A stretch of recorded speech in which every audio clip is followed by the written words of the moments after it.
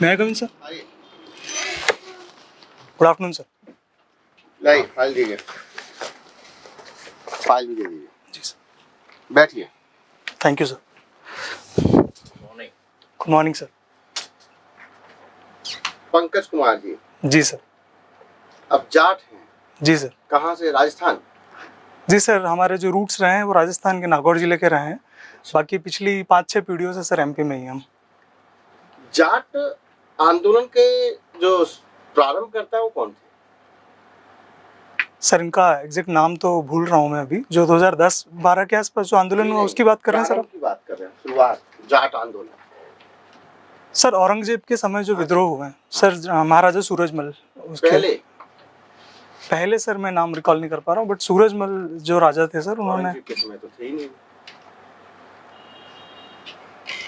सूरजमल जाट तो बहुत बात की। जी, उसी क्लैन के थे सर। तो नो डाउट। जी, मैं उनका नाम रिकॉल। भी थे। जी सर। कुछ गोकुल जाट थे। जी सर, गोकुल जाट थे, सही। तो गोकुल जाट जो थे, इनके आंदोलन का मुख्य आधार क्या था? सर जाट कम्युनिटी जो रही है शुरुआत से एक ट्राइबल और ट्राइबल नहीं सॉरी खेती किसानी में जो इन्वॉल्व रहे हैं अधिकतर ये। तो सर जो डिस्ट्रेस रहे हैं एग्रीकल्चरल लैंड रेवेन्यू और जो एक्सटॉर्शनिस्ट पॉलिसीज थी उसके खिलाफ रहे हैं सर मुख्यतः। तो क्या पॉलिसी थी औरंगजेब की जिसके लिए खिलाफ एकदम से हो गई? सर राजस्व पहला, बस जी, और दूसरा सर कन्वर्जन्स भी हो सकते हैं। मैं एग्जैक्टली तो रिकॉल नहीं कर पा रहा हूँ सर क्या रीजंस थे, मैंने उसके बारे में देखूंगा मैं सर बिल्कुल। जाटों का मुख्य एरिया कौन सा था? मतलब जब इन्होंने राज्य की स्थापना की तो सूरजमल जाट जो थे वो किस एरिया के राजा थे? सर ये मुख्यतः राजस्थान का जो धौलपुर और भरतपुर वाला एरिया है उसके आसपास थी इनका साम्राज्य। जी सर। किसने स्थापना की इसकी? सॉरी सर मैं रिकॉल नहीं कर पा रहा हूँ इनका। मतलब जाट के आंदोलन के बारे में कोई खास जानकारी नहीं है? जी सर, ये जो रिजर्वेशंस के रिगार्डिंग जितने अपराइजिंग हुए थे रिसेंटली अभी जो 8-10 साल पहले, उसके बारे में से थोड़ी जानकारी है। हिस्ट्री का पर्सपेक्टिव मुझे देखना है अभी थोड़ा। ठीक। अब रिजर्वेशन चाहिए, आपको चाहिए रिजर्वेशन? जी सर, मुझे रिजर्वेशन मिला हुआ है अन्य पिछड़ा वर्ग के अंतर्गत मध्य प्रदेश शासन में। क्यों चाहिए आपको रिजर्वेशन? सर जो क्योंकि रिजर्वेशन की जो क्राइटेरिया है। जी सर। क्राइटेरिया कौन से होते हैं? तो सर क्रिमिलेयर और नॉन क्रिमिलेयर जो क्राइटेरिया होता है छोड़ दिए। ओबीसी हमारे संविधान में जी सर रिजर्वेशन के लिए 2 क्राइटेरिया बताए गए। जी सर। कौन से? सोशली और एजुकेशनली बैकवर्ड। आप एजुकेशन लेवल पे तो बहुत अच्छे हैं सर। मैं ये मानता हूँ कि कहीं ना कहीं रिजर्वेशन का इसमें रोल है, जहाँ मुझे इतना अच्छा एजुकेशन मिल पाया है। रिजर्वेशन में क्या रोल है इसमें? सर 82% 88% लाने में रिजर्वेशन जी सर। सर एडमिशन में बस। जी सर। लेकिन शैक्षणिक आधार पे देखें तो आपका तो अच्छा खासा परसेंटेज है। सर ये मुझे ऐसा लगता है कि जनरेशनल लेवल पे ये चीज़ चेंज होती है। मैं अपने माता पिता की शिक्षा देखूं सर, अगर आपको बताऊं तो मेरे पापा फिर सिर्फ 8th पास है, मम्मी सिर्फ 5th पास है। बट कहीं ना कहीं सर उन्होंने एस्पायर किया कहीं ना कहीं कि बच्चों का जो भविष्य है वो बनाना है। उन्होंने अपना जो कंफर्ट जोन था सर गाँव, वो छोड़ के कहीं ना कहीं उनको उनके जो कंफर्ट जोन से बाहर निकल के हम लोग बाहर आए सर। और मुझे थोड़ा एक्सपोजर मिला उनके सेक्रीफाइसेस की वजह से, इस वजह से मुझे मिलता है। मान लिया कि वो चीज़ आपको मिली है। जी सर। अब आप एजुकेटेड हो गए। जी सर। ठीक है ना? सोशल रिकॉर्ड भी आपका अच्छा है, जाटों के साथ किसी प्रकार कोई भेदभाव नहीं। जी सर। तो अब आपने रिजर्वेशन क्यों लिया? सर मुझे नहीं लगता है कि मेरा एजुकेशन ठीक हो गया है उसकी वजह से सारी चीज़ें। बट सर सोशली अभी भी प्रॉब्लम है, इकोनॉमिकली अभी भी प्रॉब्लम है, क्योंकि सर ओबीसी के साथ बिल्कुल ये आप इकोनॉमिकल बात ही नहीं है, अपने यहाँ पर सोशल बात बट आधारों पे दिया जा रहा है। इकोनॉमिकल जी सर। बात सर लेकिन एक मेन डिफरेंस की बात की जाए SC ST के आरक्षण में और ओबीसी के आरक्षण में, तो SC ST के साथ सर सोशल वाला प्रॉब्लम है। जाट समाज जो है सर वो सोशली तो घुला मिला है, लेकिन सर जो नॉन क्रिमिलेयर और क्रिमिलेयर का जो आधार बनाया गया वो आर्थिक स्थिति को देखते हुए बनाया गया। उसकी क्वालिफिकेशन, उसकी सर जो एलिजिबिलिटीज़ है उसको मैं फुलफिल नहीं करता, इसलिए रिजर्वेशन मुझे मिल रहा है सर। सर रिजर्वेशन किसे कहते हैं? सर जैसा मैं बता पाऊँ, अगर आसान शब्दों में समझ पाता हूँ जितना मैं सर, किसी कमजोर वर्ग की हैंड होल्डिंग के लिए, उसको समाज की मुख्य धारा में जोड़ने के लिए। हमने सिर्फ रिजर्वेशन की डेफिनेशन पूछी। रिजर्वेशन है क्या? रिजर्वेशन की तो कंटेंट है कि उनको जोड़ना है इसलिए रिजर्वेशन दिया। जी सर। अब रिजर्वेशन नहीं बताया। कुछ समय ले सकते हैं हाँ। सर? रिजर्वेशन एक इंस्ट्रूमेंट है कॉन्स्टिट्यूशनली गिवन, जो कि सोशली और इकोनॉमिकली जो सोशली और एजुकेशनली जो डिप्राइव्ड क्लासेस हैं उनके उनके विकास के लिए सर। कंटेंट है कि इसलिए जी। दिया गया। जी सर। हमने रिजर्वेशन पूछा।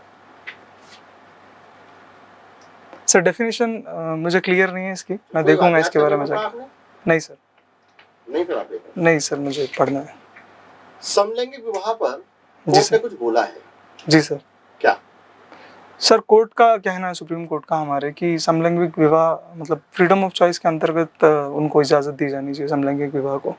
आज के पेपर में या कल की खैर न्यूज होना चाहिए, तो आज का जी। पेपर ठीक है। आप लोग नई युवा पीढ़ी हो तो मैक्सिमम ऑनलाइन काम करते हो आप। जी सर। तो कल ही न्यूज पढ़ी होगी आपने कि सुप्रीम कोर्ट ने कुछ बोला है। जी सर, मैंने पढ़ नहीं पाया इस बारे में, मुझे ज़्यादा जानकारी नहीं है, मैं इसके बारे में पढ़ूंगा जाके। आपने समान नागरिक संहिता पढ़ी? जी सर। इसके लेकर भी कुछ हो रहा है अभी कर्नाटक में। जी सर, हिजाब वाले मैटर पे आप बात कर रहे हैं? समान नागरिक संहिता को लेकर चर्चा चालू हुई है कर्नाटक में। सर मुझे इसके बारे में जानकारी नहीं है, मैं इसके बारे में जाके देखूंगा। अच्छा, है क्या ये? सर यूनिफॉर्म सिविल कोड जो है सर, वो पूरे भारत राज्य में, पूरे भारत राष्ट्र में एक ही समान संहिता सभी नागरिकों के लिए बराबर, उसके लिए प्रोविजन है सर इसमें। पर्सनल लॉज जो होते हैं सर किसी रिलीजन के या किसी सेक्ट के, उनके खिलाफ है सर ये। पर्सनल रिलीजन्स के खिलाफ? जी। अच्छा, हमारे देश में सबसे पहले जी सर। किस डायनेस्टी ने इसको लागू किया था? सॉरी सर, मैं रिकॉल नहीं कर पा रहा हूँ अभी। इतिहास आपकी कमजोर है। जी सर, हो सकता है ऐसा। किस सब्जेक्ट में आप कंफर्टेबल हैं? सर वैसे तो समान रूप से पढ़े हैं मैंने सारे सब्जेक्ट, बट आप कोशिश कीजिए, मैं कोशिश करूंगा सर, आप जो भी पूछेंगे उसकी। कहाँ आपने तो हिस्ट्री देखा, कॉन्स्टिट्यूशन में प्रॉब्लम देखी थोड़ी सी हमें। जी। हैं? अब तीसरा सब्जेक्ट इकोनॉमिक तो बात करें? कर सकते हैं सर। किसी एक बहुत अच्छे अर्थशास्त्री ने बोला है जी कि व्यक्ति जितना कमाता है उसका अपने जीवन में 10% भी खुद के लिए उपयोग नहीं कर पाता। जी सर। किसने? सॉरी सर, मैं रिकॉल नहीं कर पा रहा हूँ इनका नाम।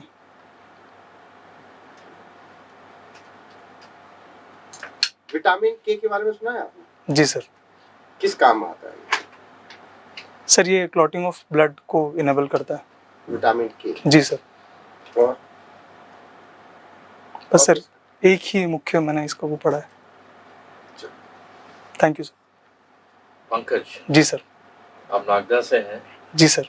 नागदा की इकोनॉमी के बारे में कुछ बताएंगे? जी सर, नागदा की जो इकोनॉमी है वो मुख्यतः इंडस्ट्रियली बैक्ड है। आदित्य बिरला ग्रुप का वहाँ पे ग्रासिम नाम से प्लांट है। उसके अलावा सर खेती किसानी होती है सर, बाकी जो आसपास के नागदा तहसील के अंतर्गत जो गांव आते हैं उसके अंदर। आदित्य बिरला है ना? जी सर। आदित्य बिरला स्कूल से भी पढ़े हुए हैं। जी सर। इनका क्या योगदान है वहाँ की इकोनॉमी और वहाँ के एम्प्लॉयमेंट को लेके, वो बताइए। जी सर। सर 1947 में इनका प्लांट स्टैब्लिश हुआ, जो कि पूरे भारत में सबसे बड़ा मैन्युफैक्चरिंग प्लांट है इनका।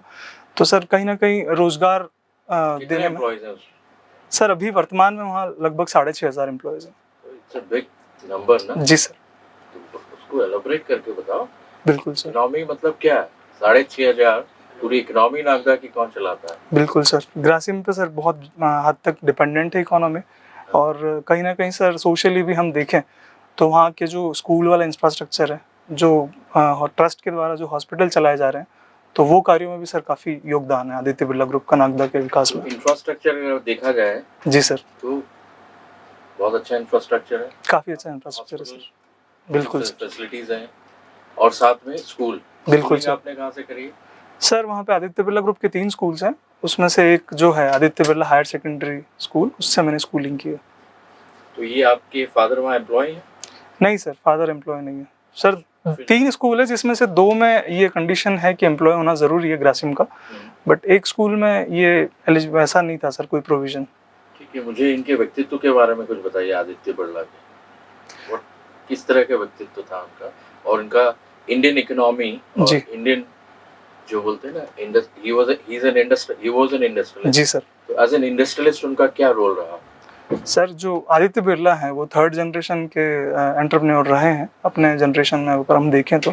और सर काफ़ी विजनरी पर्सनालिटी रहे हैं उन्होंने, मतलब टेक्सटाइल में हम भारत किस तरह से अच्छा कर सकते हैं, कॉटन का एक बहुत अच्छा उन्होंने सस्टेनेबल अल्टरनेटिव दिया है सर, जो चीज़ बना रहे हैं वहाँ पे विस्कोस स्टेपल फाइबर। तो उस दृष्टि सर मैं देखता हूँ, और आज की डेट में हम जो ब्रांड्स देखते हैं आदित्य बिरला ग्रुप से जो जुड़े हुए, वो काफ़ी अच्छा कर रहे हैं सर इंडियन मार्केट में भी और फॉरेन मार्केट्स में भी। तो सर काफ़ी विजनरी थे वो, मुझे ऐसा लगता है। आपने 3 साल 2 साल सर। 2 साल आपने आयशर ट्रैक्टर्स में जी काम सर। किया। ये आयशर कहाँ की कंपनी है? सर ये प्रेजेंटली तो टोटली इंडियन कंपनी है, TMTL ग्रुप है एक, TAFE Motors and tractors limited, उसके अंडर आती है। बट सर इसकी शुरुआत 1935 में जर्मन ब्रदर्स, आयशर ब्रदर्स जो थे दो, उन्होंने की थी। तो आपने पीथमपुर में काम किया? नहीं सर, पीथमपुर जो है वो आयशर मोटर्स है सर, आयशर ट्रैक्टर्स अलग डिवीजन है, वो सिर्फ ट्रैक्टर्स में डील करता है। तो आपका कहाँ था पोस्टिंग उस समय? सर मैं सेल्स एंड मार्केटिंग में था एक्चुअली। तो मेरा एक एरिया होता था स्पेसिफाइड जिसके अंदर 2 या 3 डीलरशिप हमें दी जाती थी, तो रतलाम एरिया की डीलरशिप देखता था सर मैं। तो इसको आपने, जैसे आपने ऑटोमोबाइल इंजीनियरिंग से अपना किया है जी सर। तो इस चीज़ में आगे क्यों नहीं बढ़ना चाहे? वो अपने आप को क्यों वहाँ से कि वहाँ से फिर जी सर कैसा चेंजेस आया आपने सोच में आपकी? जी बदलाव कैसा आया? सर कुछ चीज़ें रहीं। पहला तो सिविल सर्विसेज का जब मुझे पता चला अपने इंजीनियरिंग के 3rd ईयर में एज एन इतने अच्छे अवसर के रूप में, तो मैंने सर तय कर लिया था कि कहीं ना कहीं लॉन्ग टर्म में मुझे यही करियर ऑप्शन ऑप्ट करना है। दूसरा सर, फाइनेंशियली थोड़ा सा वीक था मेरा बैकग्राउंड, मैं इंजीनियरिंग के समय की बात करूं तो मुझे कहीं ना कहीं लगा कि मैं थोड़ा सा फाइनेंशियली इंडिपेंडेंट हूं, उसके लिए सर जॉब ऑप्ट किया मैंने। तीसरा सर, वहाँ जॉब के दौरान एक चीज़ ऐसी हुई, उससे मुझे लगा कि कहीं ना कहीं सेटिस्फेक्शन और मोनोटोनस नेचर ऑफ वर्क जो है वहाँ पे, उसकी वजह से सर मैंने ऑप्ट आउट किया उसकी और सिविल सर्विसेज की तैयारी स्टार्ट की। क्या हुआ बताएं कुछ? जी सर, हम लोग ग्वालियर से एक बार, हमारे काफ़ी सीनियर स्टेट हेड थे सर, वो थे रीजनल मैनेजर थे, 25 से 30 साल का एक्सपीरियंस था सर दोनों को। और हम लोग टूर करके एक डीलरशिप से आ रहे थे और एक जगह पे बैठे थे सर, नाश्ते के लिए रुके थे शाम को।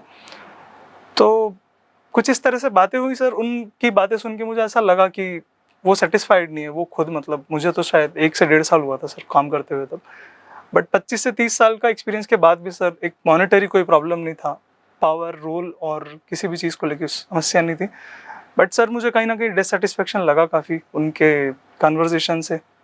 तो मुझे लगा कि सर जो मेरा 2-3 साल पहले मैंने जो चीज़ सोची थी वो मैं कर सकता हूँ, मतलब रिग्रेट लाइफ में आगे चल के रिग्रेट करने से अच्छा सर मुझे ये लगा कि मैं भी कुछ डिसीजन लेके और कर सकता हूँ जो सोचा था। कल आप डिप्टी कलेक्टर से मिलेंगे? जी सर। और डिप्टी कलेक्टर से मिलके वो भी आपके अपने इस जॉब के प्रति संतुष्ट नहीं दिखा? नहीं सर, मैं ऐसा नहीं बोलता कि वो लोग सेटिस्फाइड नहीं थे, सिर्फ ये रीज़न है मेरा सिविल सर्विसेज में आने का।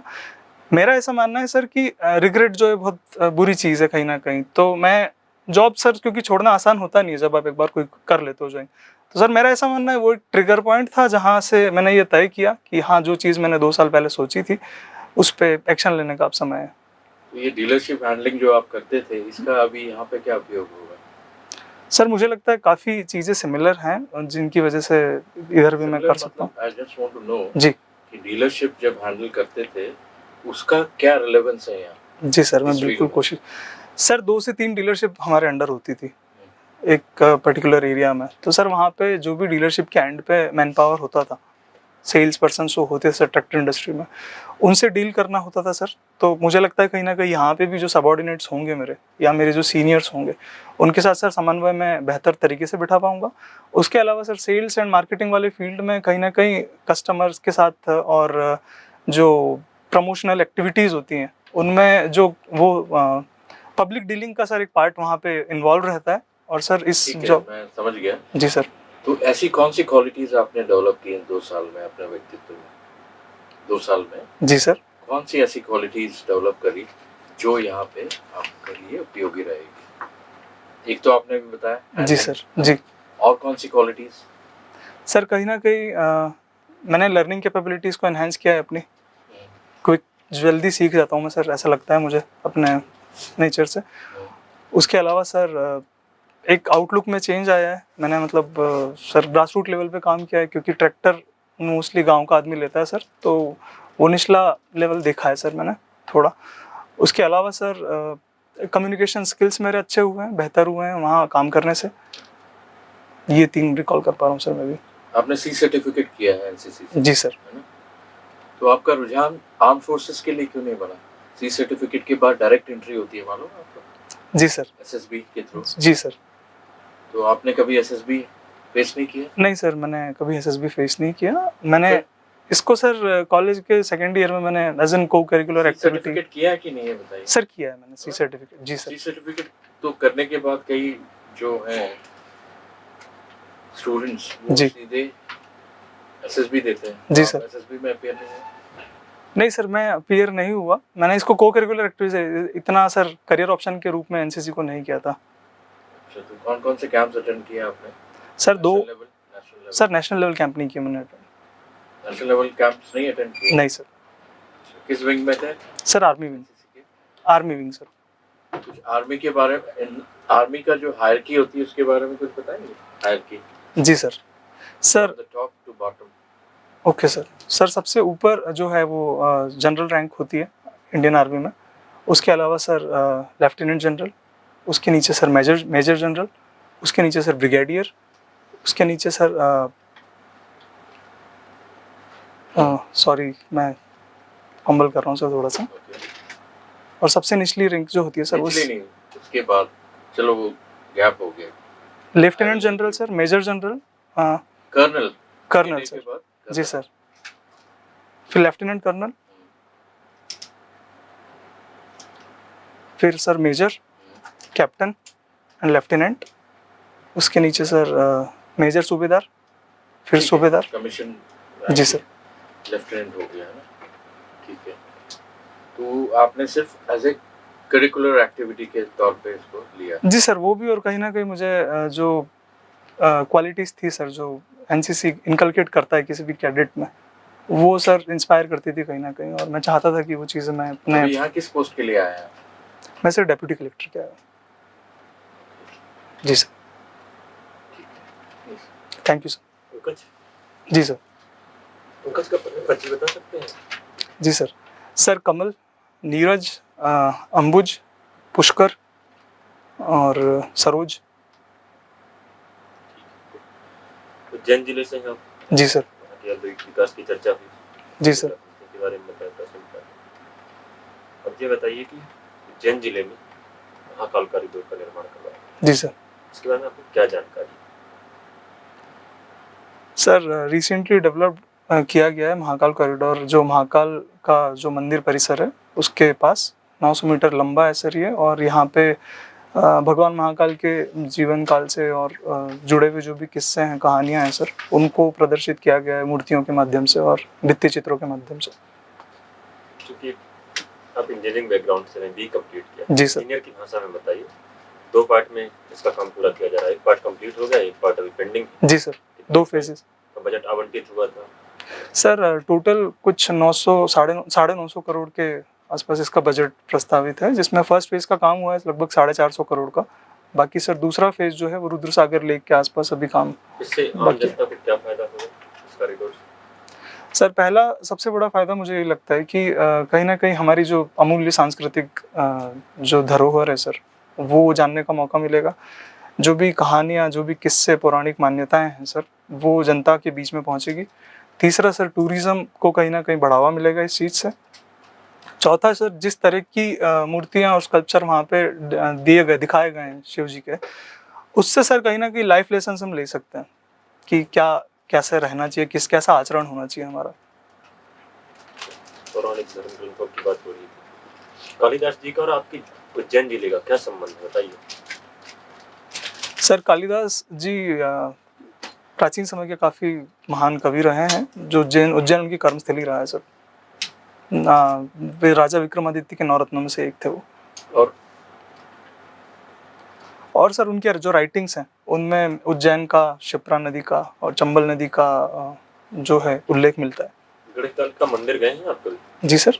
गढ़कालिका मंदिर? नहीं सर, मैं गढ़कालिका मंदिर नहीं गया। उज्जैन आपका जाना हुआ है? वो भी नहीं संभव? जी सर, उज्जैन जाना हुआ है। कौन कौन से वहाँ पर पर्यटन स्थल आपने देखे हैं मुख्य रूप से? सर मैंने महाकाल मंदिर देखा है वहाँ पे मुख्यतः, गोपाल मंदिर देखा है मैंने, इस्कॉन एक टेम्पल है वहाँ पे, इस्कॉन टेम्पल, वो देखा है सर। आपकी रुचि है सुगम संगीत सुनना और गाना। जी सर। कहाँ से सुनते हैं सुगम संगीत ये? सर ऑनलाइन सुनता हूँ, स्पॉटिफाई, यूट्यूब। उपलब्ध है वहाँ? जी सर। मुख्य रूप से इसका प्रसारण कौन करता है? प्रसारण मतलब सर, सॉरी? हाँ, जैसे सुगम संगीत का अगर बात करें, आकाशवाणी जी। किस चैनल से दिया होगा? आकाशवाणी केंद्र भोपाल करेगा प्रसारित, इंदौर करेगा, या कहीं दूसरे राज्य से या दिल्ली से प्रसारित होगा? सर मुझे लगता है एफएम के जितने भी चैनल्स हैं सर, लगभग सभी पे प्रसारित होता है सर सुगम संगीत। गाना पसंद है तो सुगम संगीत कुछ दो पंक्तियां सुनाइए जरा। बिल्कुल सर। सर किशोर कुमार जी का गीत है, कोशिश करता हूँ।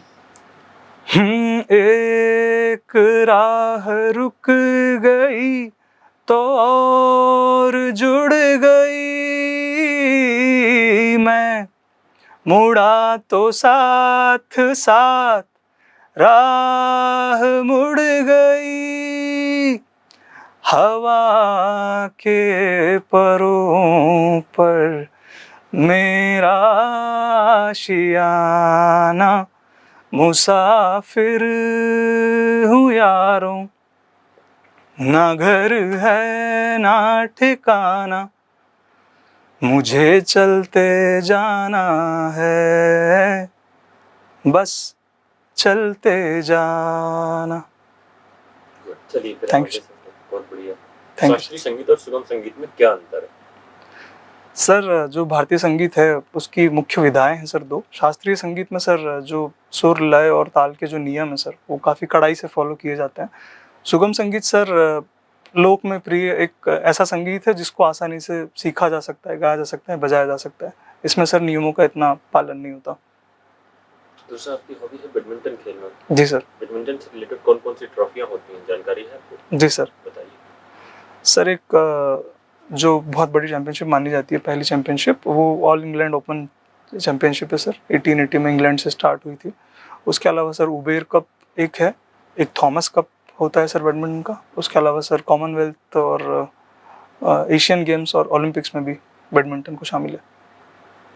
एक प्रश्न मेरा और है, आपकी इंटरव्यू डेट कब है? Sir 3rd of May। 3rd May। जी सर।